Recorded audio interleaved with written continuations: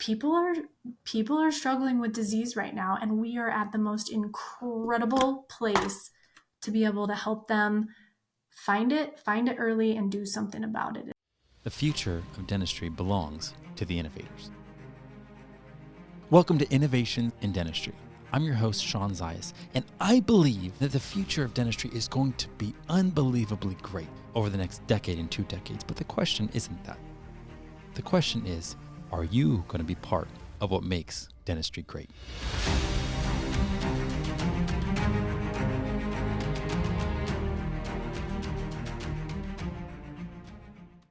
I don't know if I could be more excited to be able to be with Brandi Hooker-Evans and just get to interview you today. So before I set you up, let me just say thank you for joining me on this podcast. Oh my goodness, thanks for having me. I love to chat with you. So, Brandi, innovation in dentistry, that could be so broad, right? Like, what are we talking about here? And yes, there's clinical innovation, there's technological innovation, but I am so fascinated by what it is that allows dental professionals to feel like they have that permission to pioneer positive change. There's nothing wrong with just being a dentist or just being a hygienist. But I see so many amazing people that step up and say, well, there's more for me. And I know dentistry is going to be great in 5-10 years, but my challenge to every listener is, how can they be part of what makes it great? And you are a hygienist, but you also do so many amazing things through Stellar Outcomes. And that's why I want to hear about what you're doing, but more importantly, I want to find out about how it is that you got here and why you gave yourself permission to pioneer positive change. Okay, so I am a firm believer that we all have a purpose on this earth. And I believe that we also have a calling. So the calling and the purpose can a little bit be intertwined, but for all intents and purposes, my purpose on this earth is to be love and light. And I am called to do that in the professional world by serving patients and practices and providers to be as healthy as possible. And the way that I do that is to make sure that each portion, like the patient, the provider, and the practice, has what they need to be making great decisions, having great days, getting excellent care, providing care, and taking care of themselves at the same exact time. So for me, I had to listen to the universe and what it was telling me. Now, when did you listen? Like, I'm curious, like, when did you know this is what I'm called to be? I'm called to be light. I'm called to be life. And I'm called to release that impact in dentistry. Like, so you're already a hygienist and all of a sudden you realized, there's more to this. Like, this isn't all I made for. Yeah, for sure. So in 2011, I'd had my hygiene license for a handful of years, and the university that I went to had asked me to come back and teach. And so I was working in the senior clinic along with my private practice job. And I also got invited to participate in the leadership at the local and the state level within the Dental Hygiene Association. And then I went to a couple of continuing education classes that just completely had me shocked and dismayed when I opened up my patient load and realized that I had a lot of patients with disease that were getting disease or expanding disease under my watch.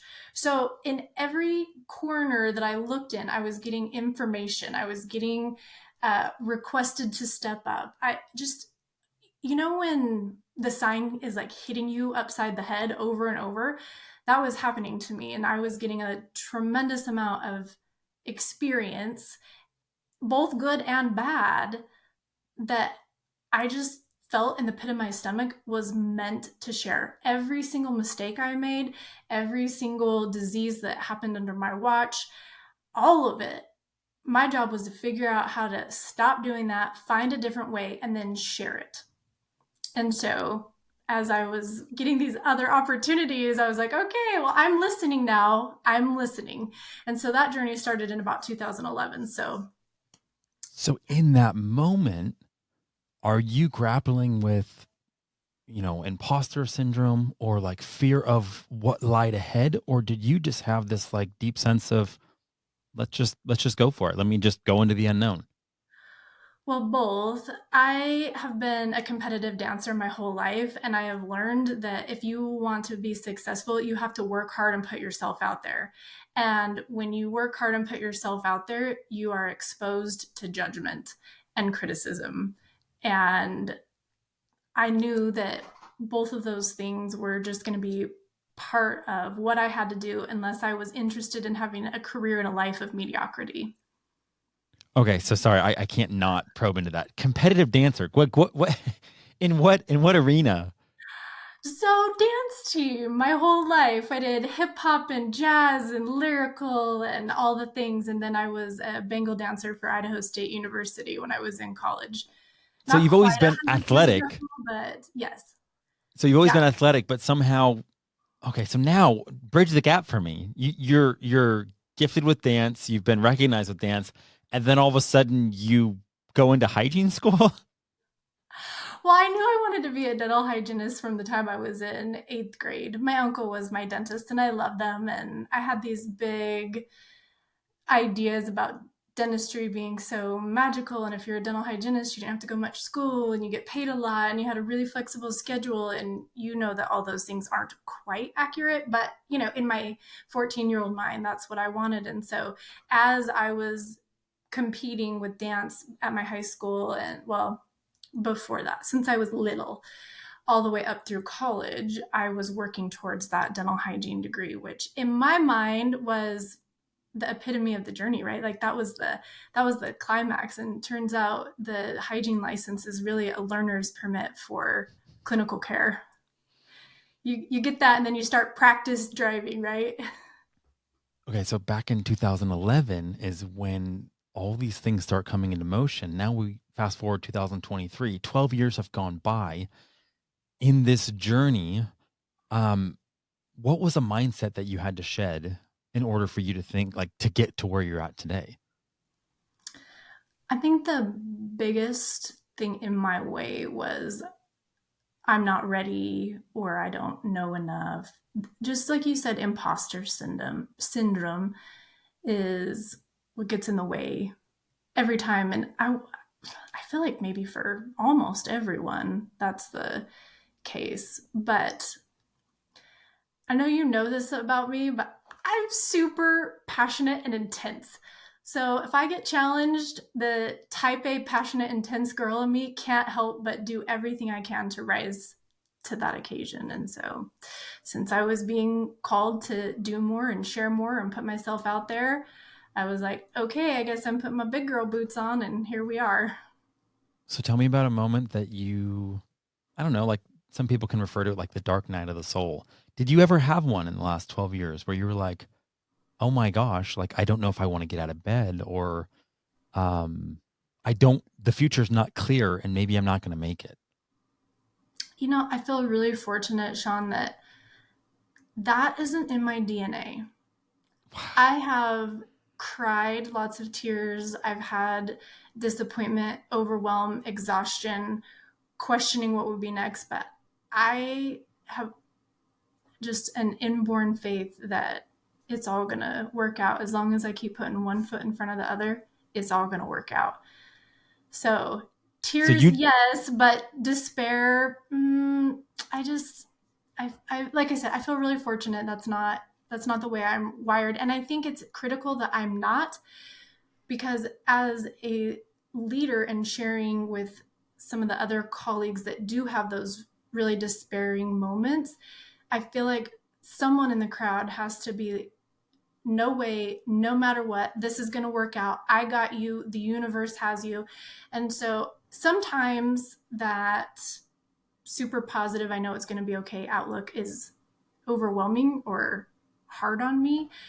But I think it's also what allows me to serve my colleagues, both the clinicians and the other leaders that are in our space of continuing education and coaching and things, is because we need someone that, no matter what, thinks it's going to work out. And so, hello, that's me.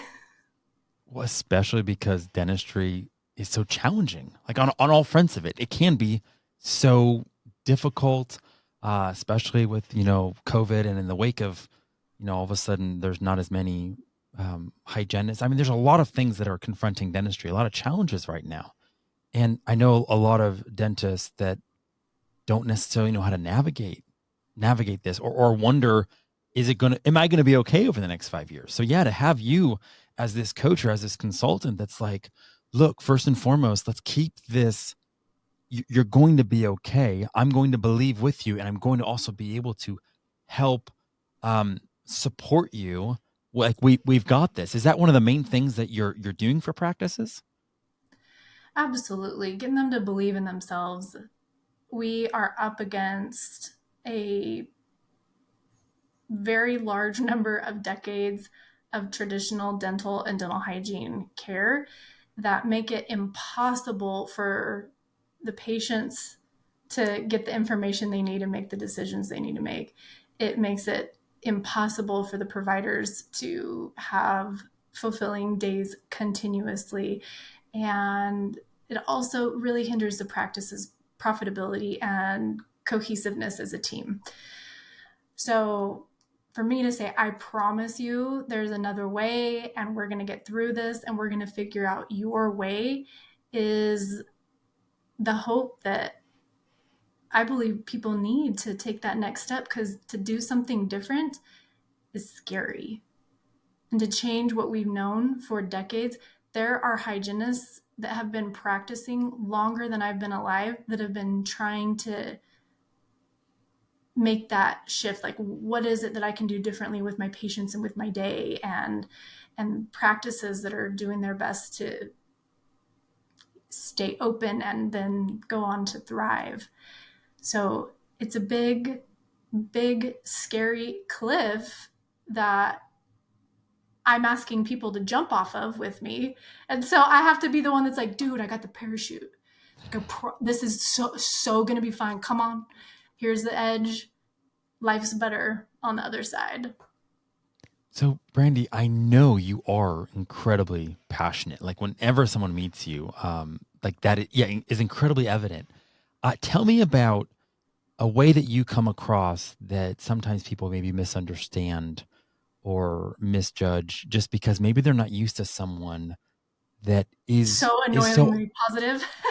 Yeah, yeah. I'm just saying, like, in what ways do you feel like sometimes you get misviewed, where you're like, so it's not coming from that; it's actually coming from this. Yeah. Great question. I feel like my best friend could probably answer that better than me. But from my perception, I will say there's a couple of things. Number one, I think that people wonder if I've had a hard time because I'm so incredibly positive. How could this girl be so happy if she's never seen some dark days? And that couldn't be further from the truth. I've had as many dark days as anyone that you would meet. I'm just not wired for despair. And then the other thing I notice is I think some people don't realize that I have a brain in between my ears. They just think that I'm bubbly and fun and friendly, and they're like, well, that's cool, but what else is there? So those are the two judgments that I perceive come from So you others. you need to establish some sense of, I'm credentialed, I know what I'm talking about, and I know when I just heard you at Weevolution, like you just took over the space. Like when you spoke, it was just like it was captivating. You drew people in. You wowed with the intellect, but also just the delivery. Like it was so meaningful. But I'm and I'm only asking this because I just had this video that I shared with the world, with whoever's watching, about how someone took my flattery as, or took my words as flattery. They're like, "Oh, you just like flattering people," and I'm like, "Whoa, how could that's how you see it? Like this isn't flattery at all. Based off of where I come from, this is just me being authentic because I love people's strengths. I love what makes people different, and I love celebrating that." But I found, wow, I actually have to educate people because there's a chance that they're seeing me in a way that's Okay, no, like I didn't even realize that was possible, and that's why because like my mom was wildly optimistic, and a lot of people would be like, "Oh, she's just kind of this fake happy," and then it realized like she was sharp. She had this discernment where nothing would get by her, but at first glance, it you couldn't tell that, you know. So Brandy the intellectual. Um, okay, so Brandy, Okay, I'm totally with you, Sean. And I just have to say, first of all, I appreciate that you go out of your way to put something positive because of all the criticisms that we get all day long and give to ourselves. When you can be the person to look at someone and see them and comment on something that makes them either unique, special, or positive, that's brilliant. And I hope that you never stop that. The second comment I want to have to that is this little nugget has blessed me beyond belief. Others other people's opinion of me is none of my business. So I have stopped trying to show people that I am smart. I've stopped trying to show people that I am legitimately this happy and hopeful. I just show up in service as true to myself as I possibly can be in a spirit of growth, and whatever shakes after that, I just let it go. And this is 39 years in the making, but other people's opinion of me is none of my business. And since I have let go, trying to show people who I really am and just have been who I really am, people know me better than I've ever experienced in my entire life without me explaining.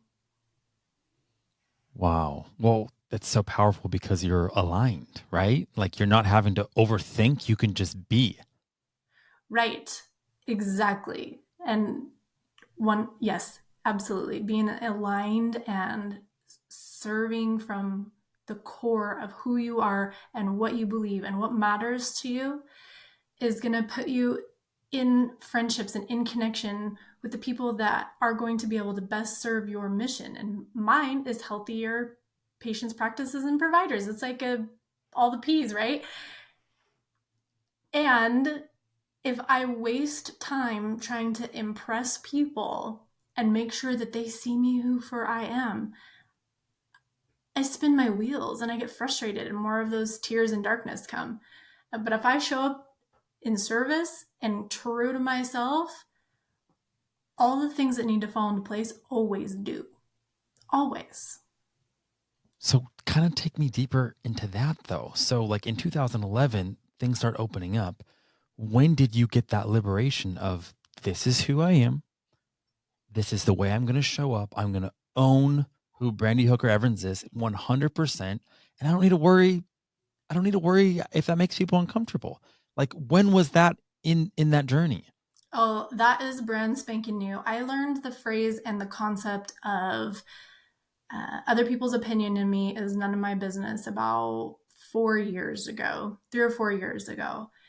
And in the last year is when I've finally been taking the lessons that are the last, like I said, 39 years in the making, and been able to live in them. Now, there are days when I still get imposter syndrome and I still get worried, or I feel like maybe I offended someone, or that I didn't come across the way that I wanted to, or I showed up worried about what people thought. And so then my performance wasn't as good. All those things, those still happen.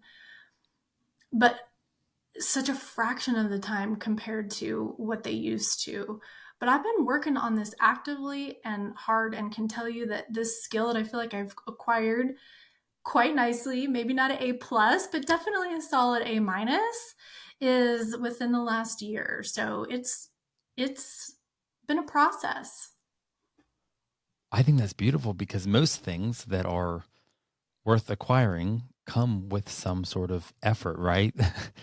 um, and I know sometimes like the most beautiful things about us come through sometimes the things that we end up suffering or some of the things that we're like, oh man, I'm not really proud of that. But all of a sudden I can look at it and go, wow, there's this gold.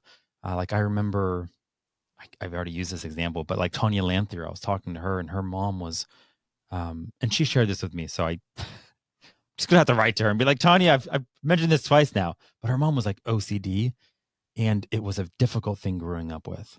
And she realized that her mom gifted her with something so beautiful Mm-hmm. because of her mom's struggles. Like she instead of being like a victim to it and being like, oh man, like I wish I didn't have a mom that was like that, or I wish I didn't have a dad that didn't support me.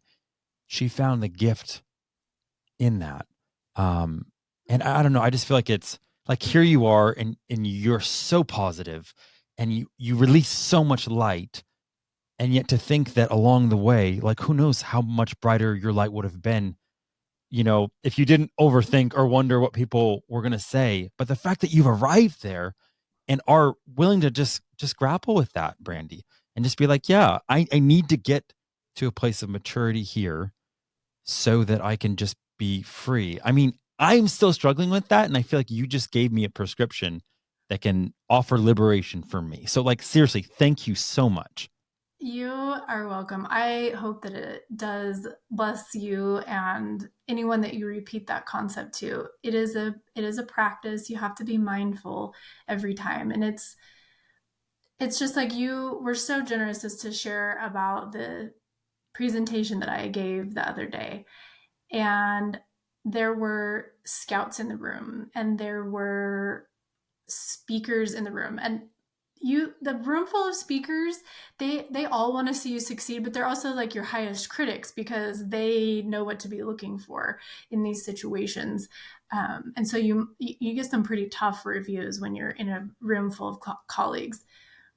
And my plan of action was to show up, and I just kept praying like, please guide me, please tell me, help me speak the words that need to be spoken, help me be with everyone that's in this room and have whatever it is that I share be a blessing and a source of hope to the people in the room. And it And was like it was tangible. but if I showed up and I was like, oh, the Chicago Dental Society scouts are here, and oh my gosh, look, that's so and so and so and so and so and so, all these like famous, amazing colleagues of ours. If I showed up and tried to impress them, it would have bombed. But instead, everybody that was, no, I shouldn't say everybody, but I think in general the responses, people felt loved and like I was with them, and whatever they thought beyond that is totally their opinion, but I, I feel like they felt loved and they had someone that linked arms with them, and I'm That's in. ex- that's exactly what we experienced. And that's why it's like for the future of dentistry, like I see exactly what you said about linking arms. I feel like we're all better when we're linking arms and people show up as who only they can show up as. Right. And that's why in this formation, there's some spots that are vacant. And that's why it's like my message and your message to people is like, hey, I'm not threatened if someone takes that spot. That's the spot that only they can take. Right. And we don't know about the synergy that won't happen if someone doesn't step up, right? Right. Because that confluence of like when I met you, and all of a sudden, there we were on that table of 12 that night, talking. Like I get so inspired by seeing people just be who they are called to be, and you don't know when all of a sudden it's like, oh my gosh, this is Brandi's strengths, this is her giftings. Now all of a sudden, I don't know, maybe there's a collaboration that can happen because I now know, wow, this is what Brandi's doing. This is her message. This is the platform. Um, but it's like if you never stepped up and you weren't at that event because you either tried to play it small or you talked yourself out of shining the way that you possibly can, that doesn't help anybody. Right. Well, and likewise, right back at you. And my hope is that more people will spend a little time with the quiet, which is so hard in our world right now. I can't help but wonder if there is a whole group of professionals that are being called to take the next step at the next level that are missing it because they're doing busy work, scrolling or something like that. So I think what we need to send to the universe right now is for people who can partner with us in making dentistry the best possible place that it can be, to take a little moment and look inside themselves and ask, the air around them, what is my best service? What is my best next step? And then, I've always found that an answer will come. It may not always be the only right answer, but if they can listen and join us, I think we could cook up a few extra good things. Completely. And I think that is such a difficult countercultural move, almost like if there's a playbook, that's a really hard play to execute.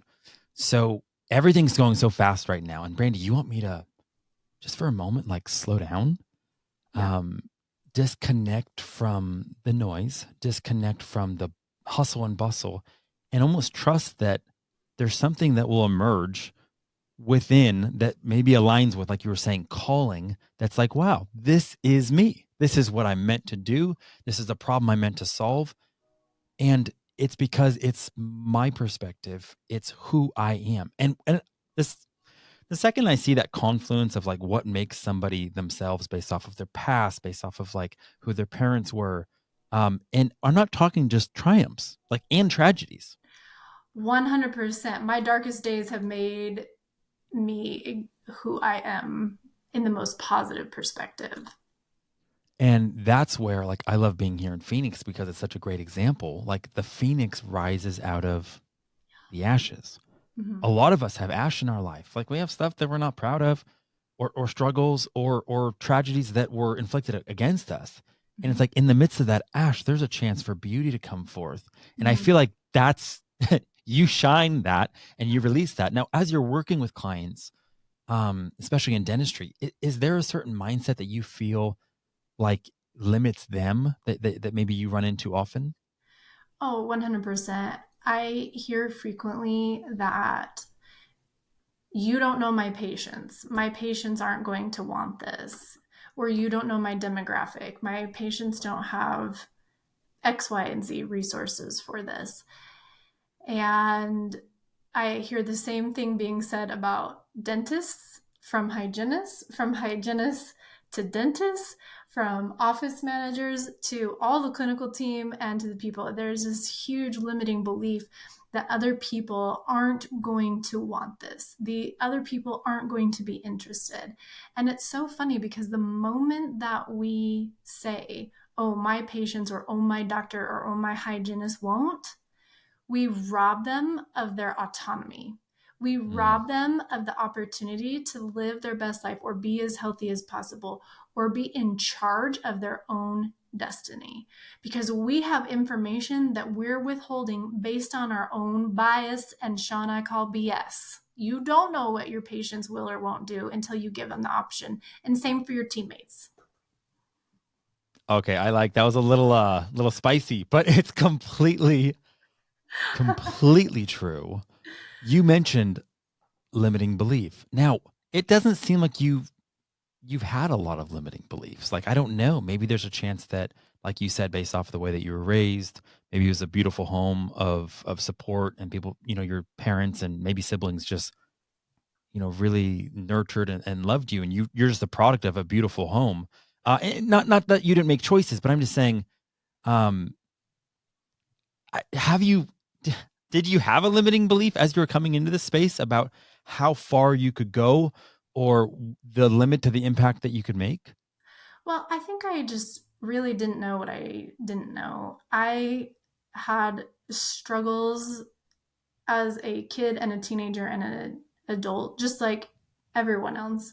Without giving you the whole history, I'll just say, like, absolutely, I have reason to be nervous.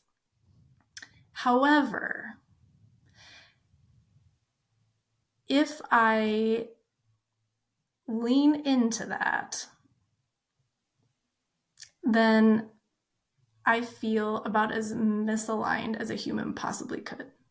So, when I said earlier that I have been in this process of getting to the point where I believe that other people's opinion of me is none of my business, I've had to take one next step towards that every single time. And I have been taking that next step every single time. Now, I have known since I was knee high to a grasshopper that I was supposed to do something with my life.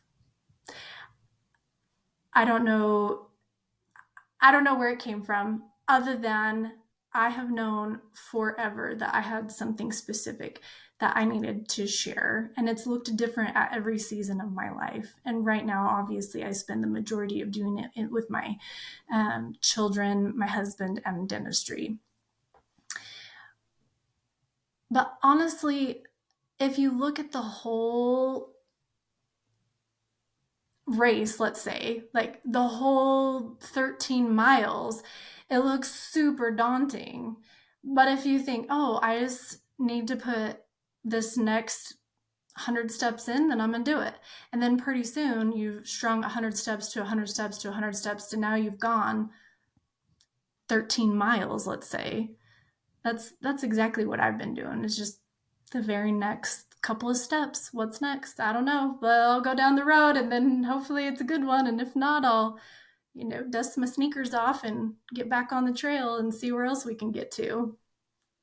I think that's so encouraging in terms of clarity, because a lot of people mistake that entrepreneurs, that people that can be like a visionary entrepreneur like yourself, have this perfect clarity of where they're going. And then all of a sudden, if someone else, like, is thinking about this and they're like, okay, well then if I have an idea and I don't have that clarity, that means I cannot step out. That means I have a legitimate reason for not embracing the unknown and risk, because I probably need greater sense of clarity. Brandi probably has that, right? Sean has that. And to hear you be like, that's so refreshing, to be like, look, I don't have clarity, but somehow I trust. Yeah. And I trust the universe. I trust myself enough to just go through this process and know it's going to be okay. Oh my gosh. Okay, so we'll get into some of the nitty gritty of it. When I was moving from Pocatello to Boise, I was like, oh my gosh, what am I going to do? I had this pit in my stomach that was like a full time clinician job is not going to cut it for me.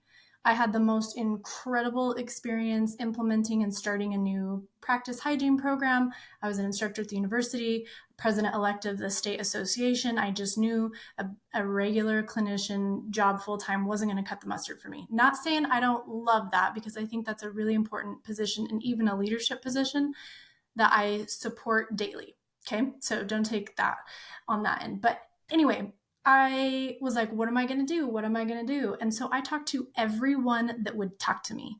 I talked to reps. I talked to random strangers. I talked to my patients. I talked to other dental professionals. I talked to people that were in dentistry, but like, not really into like how, I mean, I talked until I was blue in the face and listened, trying to find stuff. So then I came up with consulting was the word clear back in 2014. So I was going to be a consultant. So I tried to interview with other consultants so that I could get a job. Well, that didn't work out so good. So then I decided I had to start my own company. So Hooker's Hygiene was the first name for the business that I was so excited for. But then, really, in all actuality, it didn't stay Hooker's Hygiene. It became Stellar Outcomes, because I wanted people to know what they were going to get if they worked with me. So then I'm like, okay, but to get coaching clients or consulting clients, because that was the word back then. Anyway, I had to have credibility, because why is this, 29-year-old girl going to help me and my team? She doesn't know anything. She's only had her hygiene license in 2007. So then I realized in order to gain credibility, I had to teach continuing education. So I figured out how to teach continuing education. So I started doing that. Well, then as I was working with the reps, one of the reps was like, it would be really helpful. You could get into offices if you became an American Heart Association CPR instructor, because everybody needs to renew their CPR license. So I got my CPR instructor license from the American Heart Association. And then I will stop there. But that is the clarity that nobody has as an entrepreneur. That's not clarity. That's a muddy minefield of, hey, try this, hey, try that. So you try this and you try that. And I made a pamphlet. And then I tried to get a website. And the fact of the matter is my business doesn't look today like it did 1 year ago. And it sure as heck doesn't look anything like it did in 2014 when Stellar Outcomes opened its doors for the first time. Wow. And what I get from that is like this whole idea of like move, step out, start taking steps, and then you start getting a little bit of clarity, maybe just for the next step. But if you're wanting this whole Oh, yeah. master plan of Uh-uh. what you can follow that's going to guarantee success, it's not found in being an entrepreneur. It's not found in pioneering. It's not found in innovating. There's no certainty in this area. You have to massively trust your gut and just start going. It's almost like step out first and then you'll understand maybe why you did it. Like, Yes, absolutely. And I think that's true from entrepreneurs all the way back down to employees. You know, if you're a dental assistant in the office and you're like, oh, I just know this could be better for us. Well, you got to try something. And then that trying will lead you to another thing. And some of the things that you try are going to be so cool that you can't believe you never did them before. And some of the things that you try are going to make you fall flat on your face. You're going to get rocks in your knees that you got to scrub out. And then you got to hop back up and try something else. But for me personally, it goes back to what are you being called to do? What are you here for? Why, like you said, what have you ever not wanted to get out of bed today? Well, I mean, maybe a couple of days when I was going through divorce or something, but in general, like this is how we prevent that notion of I don't want to get out of bed, because every single day I'm taking that next step to being fulfilled and to making the world a better place, even if that world is just in my own little tiny home. dang, you are dropping so much inspiration. This is amazing. Okay, so tell me about something you're passionate about right now that relates to either patients, practices, or providers. Is that the three P's? That is a three P's, like 100%, Sean. You get an A plus gold star, and we can even Sharpie it on your forehead if you'd like. I know, right? So, the whole premise of the way that I provide care is to get patients to decide for themselves that they have disease and that they want to do something about it. And typically, you hear coaches and CE providers and the like sharing how to do a really great case presentation so that your patients will follow the recommendations that you've given them. And what I know to be true about that system is it takes the responsibility of the patient's life and destiny away from the patient, and it puts it on your shoulders. And so what we see is dentists and hygienists practicing dentistry as fast as they possibly can, not trying to hurt any of their patients' feelings, not trying to get them upset, worry them, and get them through the day as fast as possible. So what that turns into is not very much profit, lots of disease present, and providers that haven't taken a potty or a water break in 6 years. Oof. So my passion in getting clinicians together on the same page is to give the entire team, front office, back office, dentists, hygienists, the tools and the verbiage to lay out the situation black and white for the patients so that they pick. So let's say if if you have A, B, and C, that equals you have disease. So I teach the patients this is A, this is B, this is C. And then I get done and be quiet. And they're like, oh my gosh, I have disease. And I'm like, good job. You're right, you do have disease. But I take that responsibility away from me and gift it back to the patient, because what we know to be true about humans is that if something is their idea, they are a bazillion times more likely to believe that it's true and do something about it.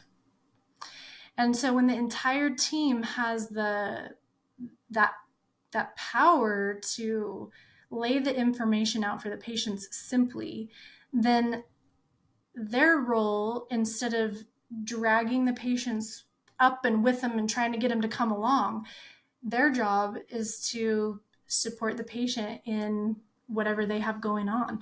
And with the level of disease right now, Sean, it is a lot of periodontal therapy and a lot of caries management. So that is the very short version of I love patient autonomy. Okay, so Maybe that's a long version. no, I'll I have don't know, but I'm thinking about how to word this because it's so hard for me to like censor myself. Like I get, I get a picture of something or I get something and I'm just like, man, okay, so I got to share this. And I normally don't. So however people feel about the man I'm about to it's mention, I'm none just of your dropping it anyway. business, right? It's none of your There you business. go. There you go. There's I'm a actually I'm getting to walk in what you're saying. That totally reminded me, Brandi, again, with no affiliation, of when Jesus said, I only came to those in need of a physician. And the implication there wasn't that not everyone needs one. It's that he's only coming to those that acknowledge, like are able, like he brings out a condition and people are like, oh, I don't have a sin problem. So I'm not a candidate. But those that are like, oh my gosh, I do. Now all of a sudden there's that connection of like, well, I'm the great physician. Do you need a physician? I do. And yeah, it's like a master sales. I don't want to say hack because it's not a hack. It's just a master sales technique to be like, I'm not forcing anything upon you. I'm inviting you to understand you have a need. And if you can acknowledge you have a need, we can help you with that. absolutely. Boom. Like that is bomb. That's amazing. It really is amazing. And so when I first transitioned to this type of care myself as a clinician, um, a long time ago, I'd watched my patients get disease underneath my care. And I was so worried that if I told them they had gum disease or that they had cavities in conjunction with my dentist, that they wouldn't like me or they would be upset or they would be so frustrated because they didn't have enough money for that. And when I started letting go of my limiting beliefs, like I said earlier, but they don't know what you think. That's the same thing I had to do. And my patients looked me in the eye, gave me a hug, shook my hand, and said, "Thank you so much for taking such good care of me." I thought that they were going to go running from the practice and say that Brandi was the worst hygienist ever. And I got more heartfelt, even teary eyed thanks for giving people their own responsibility for their own health and their own choices. And I let them pick, and they didn't hate me. They were like, "Gosh, thanks. Nobody's ever taken care of me like that before. No one's ever told me that before. I had no idea." And it's the same gums that were bleeding 6 months ago when I did it differently, and same patient that didn't have time and money for their gum disease that now is giving me a hug and is going to sit with me for a couple of extra hours and then come see me 4 times a year instead of two. It's powerful. I'm literally like mentally taking notes of how I'm going to apply this to my business. Thank God this is recorded so I can re-listen to it. But there's so many ways in which I'm not doing that, Brandi, when it comes to Zana. Like it's almost like what's it called? You make I don't want to say concessions, but you make like these assumptions about how it's going to I can't even put it into words. Like I don't know how to put it into words, but it's so liberating what you're saying because yeah, I don't know. I can't put it into words, but it's when I'm telling someone about it and then I either mention the price or something about like, is this something that can help you? I almost don't let them feel that tension because I'm so nervous about offending them Right. or something stupid like that where I'm making some dumb predisposed like assumption. And you thought that was going to hurt your patient if you told them they had gum disease. You kind of made up this narrative of, oh man, it's almost going to like interject conflict or not keep peace or not be positive or they may not like me. And it did the exact opposite because someone's like, wow, she had the courage to actually like love me through that challenging conversation almost or through that challenging Right. I don't know what word to put on it. Yeah, well, it's a little bit scary and frustrating when you feel like you've been taking care of yourself and there's evidence to the contrary, or that there's something else going on that is even more scary. I mean, look at, what is it, 7%, 7.5% of adult Americans have an autoimmune disease, something like 23 point. I'd have to look at my notes. Anyway, there's a huge portion of the population that is struggling with autoimmune disease. And there are plenty of times when, as dental hygienists and dentists, we can help them figure that out based on the way their face and mouth are presenting. And so, when you're in that moment of something is going on in my body is telling me that I'm not okay. What are we going to do? What are we going to find? And if you put your head in the sand, then you don't find anything. So you really are loving them through a vulnerable moment, because they might just have cavities or gum disease, or there might be something bigger going on.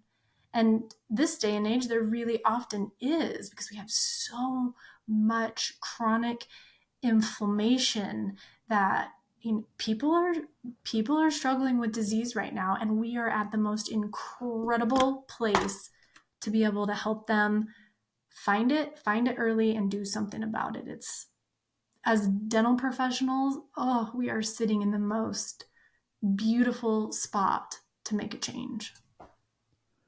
Okay, so I want you to train my sales team. So if I'm a dentist right now, I'm thinking, oh my gosh, how do I hire Brandi to come in and absolutely just transform my practice according to what you just laid out? How does someone get a hold of you? What is the next step you want them to take?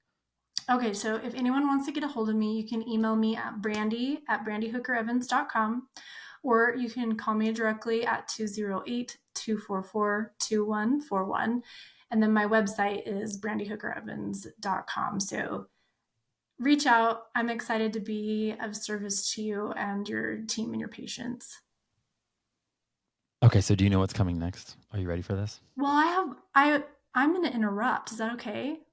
Sure. The other thing I have is a study club from September to April every year that's free. So if people want 1.5 CE credits every month during those 8 months, they can get on my website and get a free ticket to the study club. So I would invite everyone to do that, whether you want to work with me individually or not. Come hang at my study club. It's pretty fun.